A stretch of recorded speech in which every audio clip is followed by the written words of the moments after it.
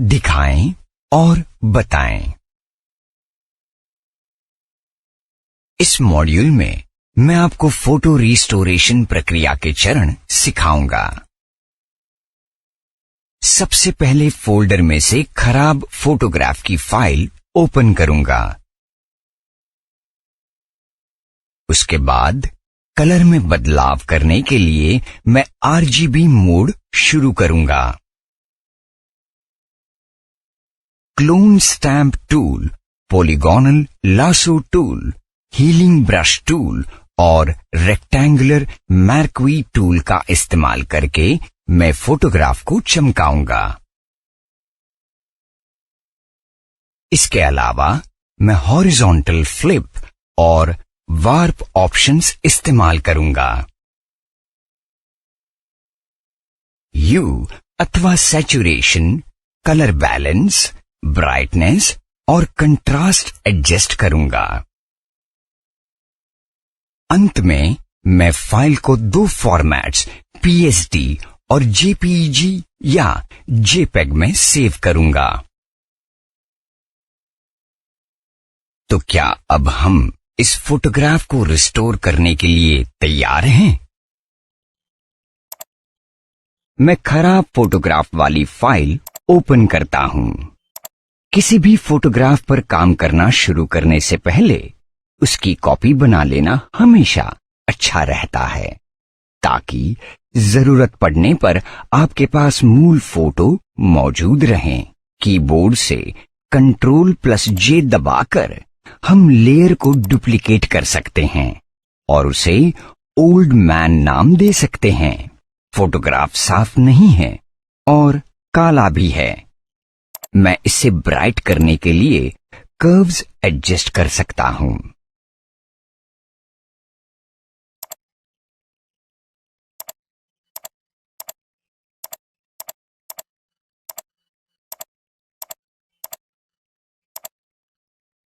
मैं इस रंग से अभी भी संतुष्ट नहीं हूं।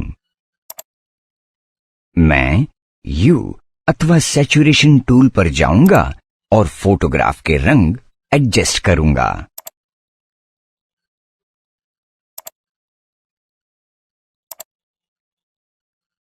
मुझे ये भी देखना पड़ेगा कि ये फोटोग्राफ RGB मोड में है या नहीं।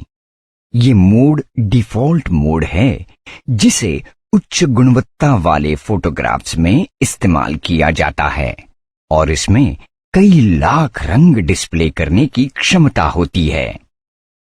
अब जब मैंने बुनियादी सेटिंग्स बदल ली हैं, तो आइए फोटोग्राफ को रिस्टोर करना शुरू करें। आइए बुजुर्ग आदमी के पीछे वाली दीवार से शुरुआत करते हैं। इस हिस्से या पैच को टचअप करने के लिए मैं क्लोन स्टैम्प टूल का इस्तेमाल करूंगा। सैंपल को कॉपी करने के लिए मैं कीबोर्ड से ऑल्ट की दबाऊंगा और उसे इस पेज पर पेस्ट कर दूंगा। मैं कर्सर को खराब हिस्से पर ड्रैग करता हूं। क्या आप देख रहे हैं कि खराब हिस्सा ठीक होता जा रहा है? दीवार लगभग ठीक होने तक मैं ऐसा करता रहूंगा।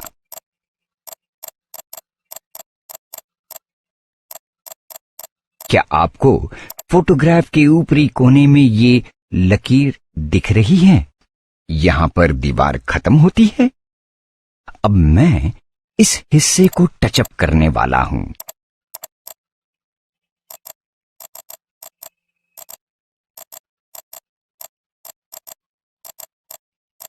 इसके बाद मैं गुलाबी पगड़ी को रिस्टोर करूंगा। काम करने के लिए ये इमेज थोड़ी छोटी है।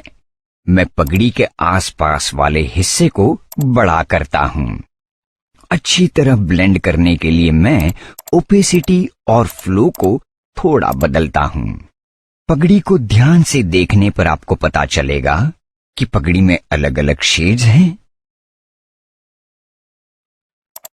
मैं पगड़ी के शेड्स को सिलेक्ट करता रहूंगा और खराब हिस्सों को रिस्टोर करने के लिए मैं पहले की तरह क्लोन स्टैम्प टूल का इस्तेमाल करूंगा।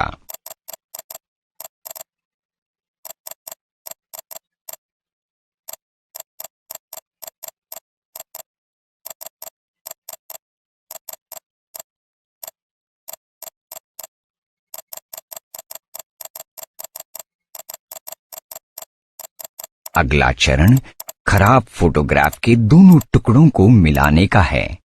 इसके लिए मैं पॉलीगोनल लासो टूल चुनूंगा और फोटोग्राफ के खराब हिस्से सिलेक्ट करूंगा।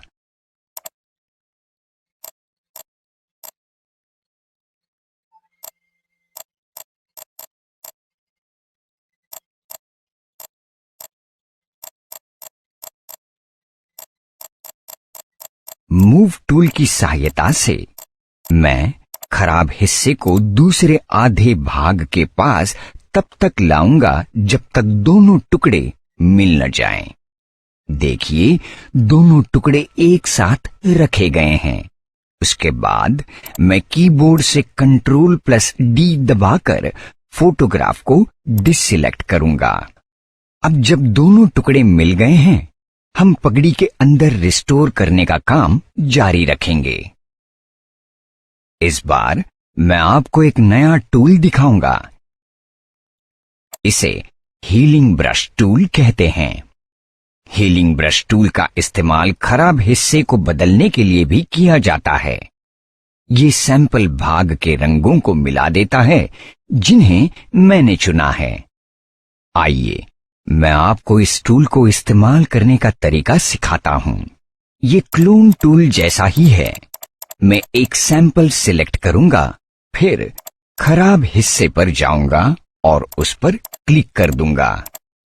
ये देखिए, मैंने ठीक भी कर दिया। ये बहुत आसान है ना? आइए, पगड़ी वाला हिस्सा रिस्टोर होने तक इस टूल को इस्तेमाल करना जारी रखते हैं। मैं तस्वीर को उस हिस्से पर पैन करने के लिए हैंड टूल का इस्तेमाल करूंगा जिस पर मुझे काम करना है। देखिए, हमने पगड़ी रिस्टोर कर ली है। अगला चरण चेहरा रिस्टोर करने का है। आइए, माथे से शुरुआत करें। मैं क्लोन स्टैम्प टूल का इस्तेमाल करूंगा। क्या आप माथे पर ये शैडो देख सकते हैं? मुझे ये शेडिंग को मैच करनी है, इसलिए मैं ऐसे सैंपल का चयन करूंगा जो इस हिस्से से सबसे ज्यादा मिलता जुलता हो। अब मैं क्लोन स्टैम्प टूल का इस्तेमाल करके इसी तरह से माथे की लकीर ठीक करूंगा।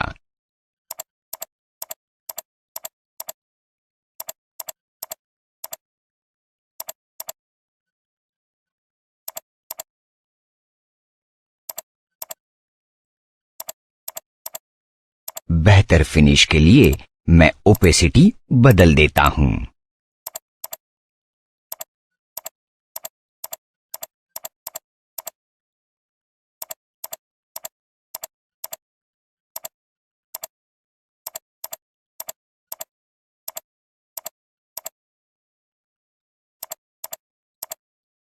मैं पूरी तस्वीर को गोल घुमाकर देख लेता हूं कि रंग आपस में अच्छी तरह मिले हैं या नहीं।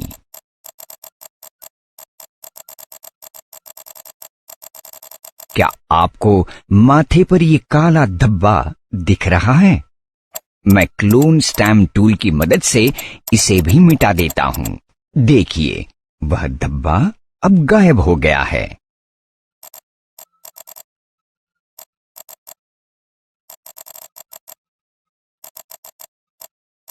बुजुर्ग आदमी की बाईं आंख भी बिगड़ गई है। आइए, इसे भी टचअप करें। दाईं आंख सही आकार में है, इसलिए मैं सिलेक्ट करूंगा।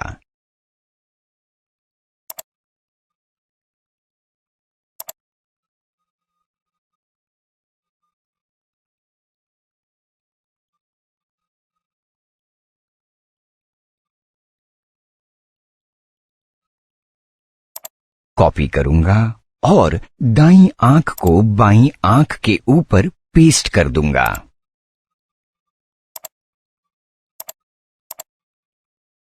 अब मैं एडिट, फिर ट्रांसफॉर्म, फिर फ्लिप हॉरिजॉन्टल इस्तेमाल करके फ्लिप करूंगा।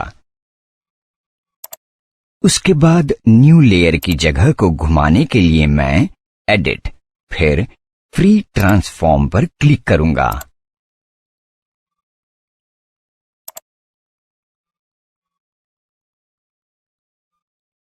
आइए इस लेयर का नाम आई रख देते हैं। मैं ओपेसिटी कम करता हूं। अब मैं आंख को न्यू लेयर के पीछे आदमी की खराब आंख वाले हिस्से पर अलाइन करता हूं और फिर मैं ओपेसिटी बढ़ा देता हूं।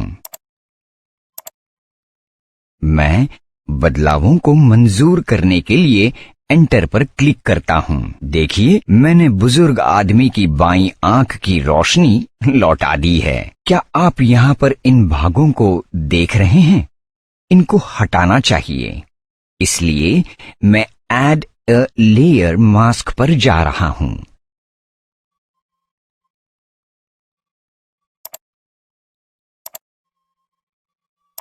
मैं जिन हिस्सों को हटाना चाहता हूं उन हिस्सों पर ब्रश घुमाता रहूंगा।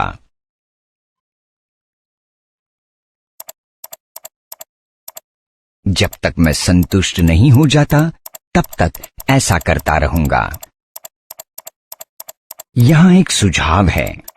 काले और सफेद के बीच फ्लिप करने के लिए आप अपनी उंगली कीबोर्ड एक्स की पर रखें। आपको जो चाहिए वह मिलने तक छोटे छोटे हिस्सों में आगे पीछे आना जाना हमेशा अच्छा रहता है। अब मैं आदमी की दाढ़ी भी एकदम उसी तरह ठीक करूंगा जैसे मैंने आंख ठीक की थी। आइए जल्दी से चरणों का दोहराव कर लेते हैं।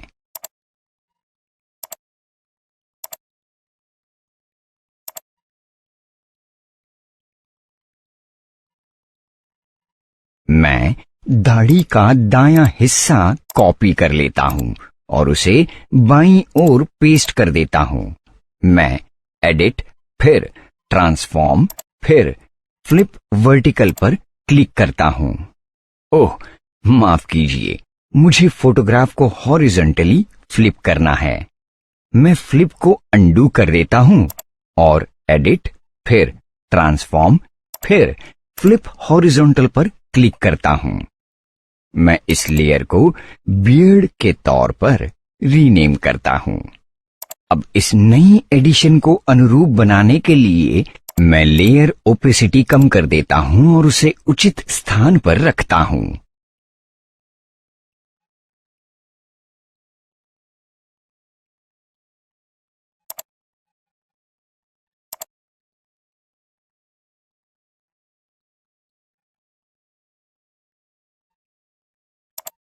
मैं वार्प टूल का इस्तेमाल करके इस अलाइनमेंट को फाइन ट्यून करता हूं। आप इसे एडिट, फिर ट्रांसफॉर्म पर लोकेट कर सकते हैं। अब मैं आपको वार्प टूल के बारे में बताता हूं। इस टूल को झुकाने, घुमाने और मोड़ने के लिए इस्तेमाल करें। सिर्फ इन पॉइंट्स पर क्लिक और ड्रैग करें, इस तरह। ये देखिए, हमने दाढ़ी को रिस्टोर कर लिया है। मैं ब्रश साइज बढ़ाकर और घटाकर कुछ अतिरिक्त हिस्सों को सिर्फ रीटच कर रहा हूं।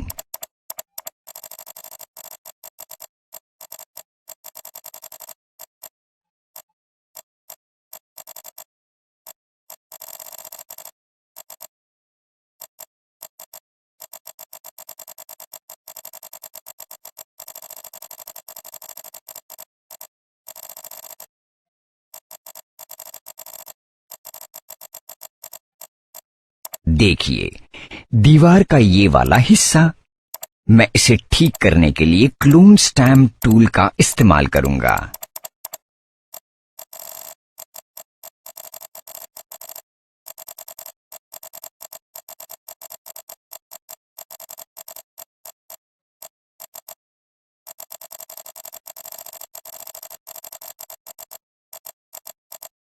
अब क्रॉप टूल का इस्तेमाल करके मैं तस्वीर का अनचाहा हिस्सा निकाल दूंगा।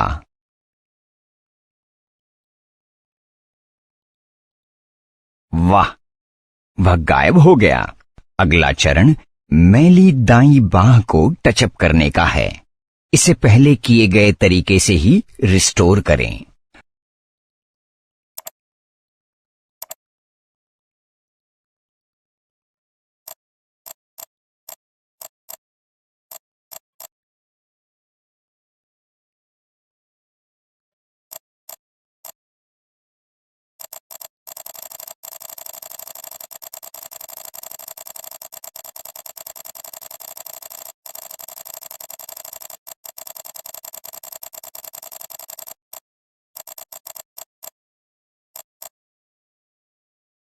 अब मैं क्रॉप टूल सिलेक्ट करूंगा और उसके बाद उस हिस्से को सिलेक्ट करूंगा जिसे मैं क्रॉप करना चाहता हूं और फिर एंटर पर क्लिक करूंगा।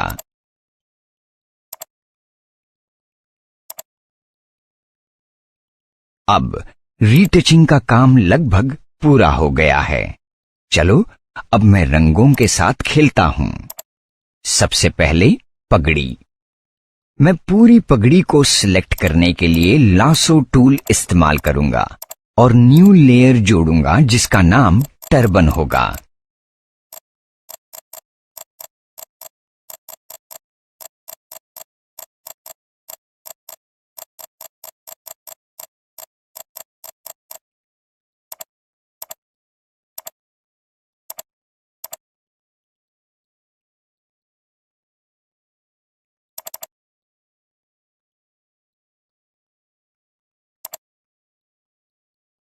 मैं मनचाहा रंग पाने के लिए यू अथवा सैचुरेशन और लाइटनेस स्लाइडर्स को एडजस्ट करूंगा।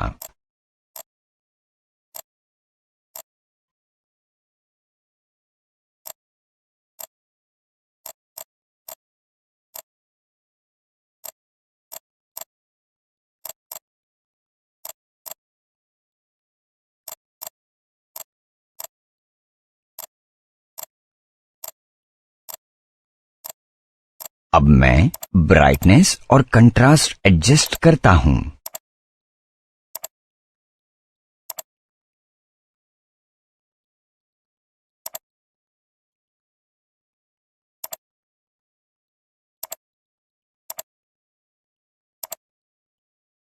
तो अब ये हो गया। क्या आपने ध्यान दिया? हमने इस प्रक्रिया में बहुत सारी लेयर्स बनाई हैं। आइए एक फोल्डर बना लें ताकि हम इन सभी लेयर्स को ग्रुप कर सकें। मैं लेयर टैब के निचले हिस्से में स्थित क्रिएट अ न्यू ग्रुप पर क्लिक करता हूं। अब मैं बैकग्राउंड को छोड़कर बाकी सभी लेयर्स को सिलेक्ट करता हूं और उनको ग्रुप 1 के अंदर ड्रैग कर लेता हूं। इन सभी लेयर्स को एक साथ मर्ज कर दें। मैं लेयर फिर मर्ज ग्रुप पर जाता हूं। ग्रुप 1 की सारी लेयर्स अब एक ही लेयर में मर्ज हो गई है। आप जानते हैं, अब मैं कुछ भागों को टचअप करने वाला हूं।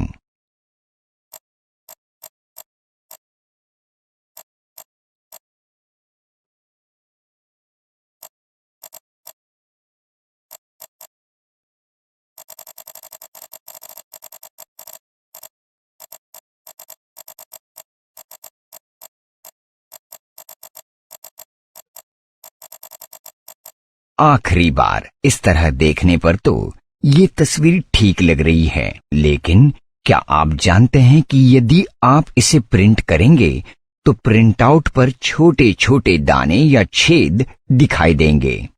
हम इन दोनों को नॉइस कहते हैं। मैं फिल्टर फिर नॉइस फिर रिड्यूस नॉइस पर क्लिक करता हूं।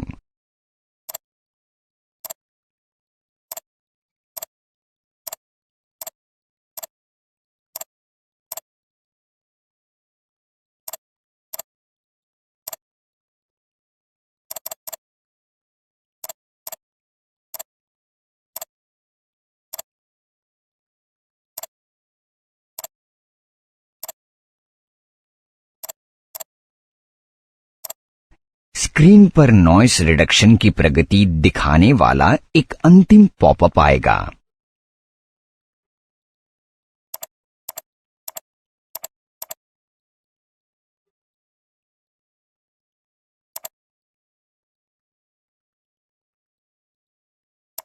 अब जब नॉइस कम हो गया है, मैं एक अन्य फिल्टर इस्तेमाल करने वाला हूं। इस बार ये तस्वीर के सफेद शेड्स को गाढ़ा बनाने के लिए है।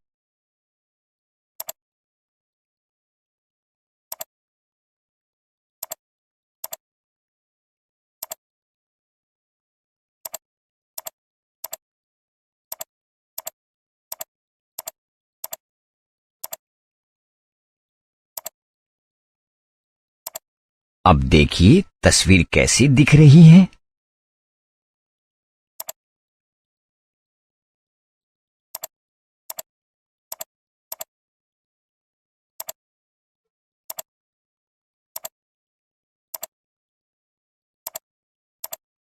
अंततः फोटो की रीटचिंग पूरी हो गई है। बैकग्राउंड लेयर की आंख पर क्लिक करने से मुझे ओरिजिनल और रीटच की गई फोटोग्राफ में साफ अंतर दिखता है। अब मैं फाइल को PSD और JPEG दोनों फॉर्मेट्स में सेव करता हूं।